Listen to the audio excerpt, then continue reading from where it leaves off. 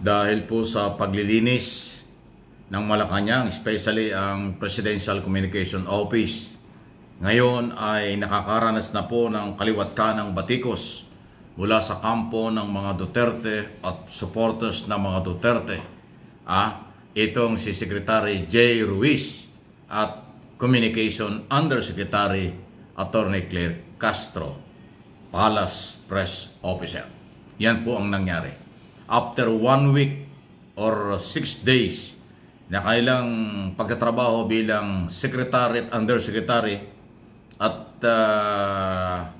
nagpa-resign, nagtanggal ng mga ASEC, IOSEC, Director at iba pang opisyal ng PCO matapos ipag-utos ng Office of the Executive Secretary Bersamin na dapat mag-file ng resignation ang lahat ng mga head ng Bureau, Opisina under ng PCO para bigyan ng pagkakataon ang bagong magtandem na Secretary at Undersecretary na ka-appoint lang ni Pangulong Marcos.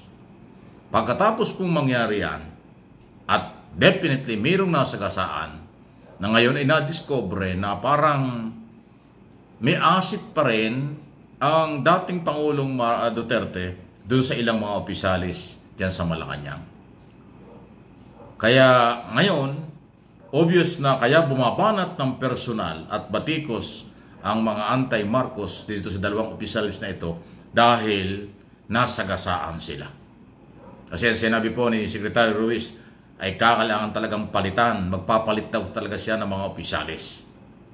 At yung posibleng pinagdududahan na taga-PCO na nagbibigay ng mga inside story o impormasyon coming from the first family, Office of the President, na nakakarating sa mga vlogger ng anti-Marcos ay tinamaan sa resignation. Ayon ng pangalanan ng Malacanang kung sino, ang mahalaga na tanggal na. Pero para sa akin dapat pangalanan kasi yun ay may pagtataksil, may pananagutan sa bayan kung talagang siya ang nagbibigay ng impormasyon sa mga vlogger na mga below the belt bumanat sa first family, lalo na kay Pangulong Marcos. At dahil dyan, nakikita po ng inyong lingkod ng channel na ito na expected na, asahan na natin na nagsimula na nga at magpapatuloy ang batikos. Kung yung mga gunita, unang binanata nila si Undersecretary Castro na masyado raw maingay. Parang hindi raw abogado, personal. Tinatanong pa kung saan nag-aral, tinatanong pa kung ano mga background, kung ano pa mga sinabi. Hanggang ngayon, binabanatan daw ng personal na sinasabing hindi bagay o hindi alam yung kanyang ginagawa. At bakit daw kaagad-agad ang mga Duterte ang tinira niya bilang Palace Officer, Malacanang Press Officer. Hanggang ngayon, binabanatan si Undersecretary Castro. Si Secretary J. Ruiz ay binanatan kaagad dun sa kanyang mga business o negosyo. Nang siya ay wala pa sa gobyerno, sinilip na kaagad. Lalo na yung digital 8 ba yun? Or what? Communication. Business yun, nasabi niya wala naman siya kinalaman. Pero ikinabit, dinugtong at siya yung sinasabing mataas na opisyal at mayroong control doon kahit wala. So bahagi ng sipa, bahagi yan ng di matanggap na kung sino mang grupo na naghahawak doon sa dating opisyal na nasagasaan ni Ruiz, kaya tinanggal. So, asahan na natin, yan talaga ang mangyayari. Ang mahalaga, pinanindigan ni Pangulong Marcos until now, anuman ang paninirang personal, sinisilip sa negosyo, ang kanyang mga appointees, hindi niya ho pinakikialaman ito. Yung go signal na baguhin mo yan, ayusin mo yan, gawin mo ang trabaho mo, nandoon pa rin. Kaya nga ho, continuous, tuloy-tuloy ang mga briefing. Everyday, nagbi-briefing si Yosek Castro sa Malacanang Press Corps. Kung yung magritat, nagsalita na nga, napilitan ng humarap din sa media si Secretary Ruiz para lang ipaliwanag ang issue tungkol dyan sa di man business na kanyang pag-aari na meron daw mahigit na 200 milyong pisong asset. Hindi daw totoo yan. So, patikim lang yan. Alam kong marami pa silang sisilipin. Kasi yung lungga ng tinuturing na walang loyalty sa Malacanang, sa Pangulo. Dahil mukhang ang loyalty sa dating administrasyon kaya nakakakuha ng impormasyon at naibibigay sa kanila kung anong nangyayari sa palasyo ay nasagasaan na. Mabuti na lang at nangyari. Sa nakalipas pa lang halos 3 cabinet secretary, 3 secretary ng PCO, Presidential Communication Office, at halos 3 taon, hindi nila na-discover yun. Kung na-discover man nila, nanahimik sila.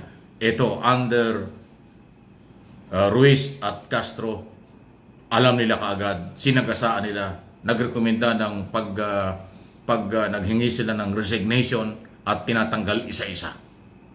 Dahil may go signal coming from the President. Because nagsalita nga si Secretary Bersamin, ang Executive Secretary, na mag-file resignation ng lahat na nasa ilalim ng PCO. So, parte yan. Kumbaga sa alam din ng Malacanang na merong nagtataksil, pero hindi magawa ng mga nakaraan, ngayon pinagawa. Sa ka-appoint lang. So, tama ang pagkahugot.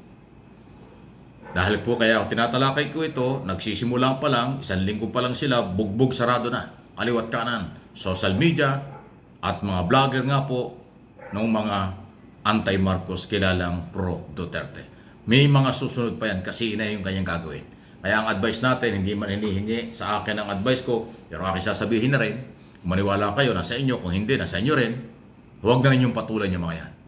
Dahil ang gagawin ng mga yan, sisirain ng oras nyo, pipikunin kayo ng pipikunin hanggang masira yung inyong diskarte sa inyong trabaho. Kailangan pumukus kayo sa kung ano ang mandato. Ipalaganap ang tamang impormasyon, ano ang mga proyekto, ano ang nagawa na, ano ang gagawin pa ni Pangulong Marcos. Kamusta ang kalagayan, panseguridad, pagkain at marami pang kalagayan, sitwasyon ng bansa, especially sa ating West Philippine Sea at iba pa. Internal security o external security, ang katatagan ng bansa, kalusugan, education, lahat yan, obligasyon ng PCO. Yan lang kayo mag-focus. Pag pinansin nyo everyday, yung paninira sa inyo ng mga grupong nasagasaan nyo, sisirain lang ang araw nyo. Mawawala talaga sa focus. Kaya i-ignore nyo yan, total na sagot na ninyo, at mag-focus na lang. Tayo naman po ay magbabantay sa kaganapang ito. Naipaliwanag na ni Ruiz, Secretary Ruiz, na hindi siya involved sa business na binabanggit na yan. Sabi naman nitong si Castro, ginagawa lang niya yung trabaho kung anong utos ng Malacanang. Walang personalan sa kanyang trabaho. Kung anong isyo kanya sinabi. Kaya sinasagot lang niya ang matagal ng paninira ng mga Duterte. So ayun, tama lang nakatwira niya. Okay? Kung pupukas na lang kayo sa trabaho para yan ay makarating sa taong bayan ang totoong balita, walang fake news, mas okay. Pero asahan natin, hindi titigil ang mga ito. Kahit nawala na yung kayang asset niya sa Malacanang, nawala na yung mga traidor sa Malacanang, para makakuha ng impormasyon sa palasyo at ibigay sa mga kalaban ng gobyerno, mawawala na yan. Sabi nga nila, kung merong spy ang China sa issue ng West Philippine Sea, meron ding spy ang mga anti-Marcos sa Malacanang na siyang sumira sa halos 2 taong mahigit. Ngayon nagkabuko ka na kasi pinag-resign. Kung sino yon, bahala na silang magbigay ng pangalan. Kasi ako hindi ko rin kilala eh. Pero taga-rayan ho sa lugar na yan, sa opisinang yan, ang posibleng naging traidor sa gobyerno at sa mga mamamayang Pilipino. Please like and share ng video.